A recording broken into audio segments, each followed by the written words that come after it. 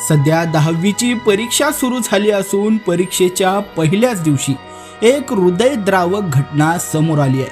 10वीच्या पेपरच्या पहिल्याच दिवशी शाळेच्या गेटवरच एका 16 वर्षीय विद्यार्थिनीचा हृदयविकाराच्या झटक्यानं मृत्यू झालाय।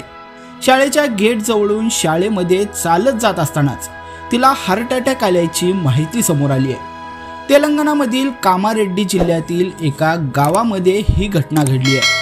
मिळालेल्या अधिक माहितीनुसार श्रीनिधी ही 10वी मधील विद्यार्थिनी आज पहिला पेपर असल्यामुळे चालत शाळेमध्ये आलेली होती। यावेळी गेट जवळून चालत वर्गामध्ये जात असतानाच अचानक तिच्या छातीमध्ये दुखू लागलं।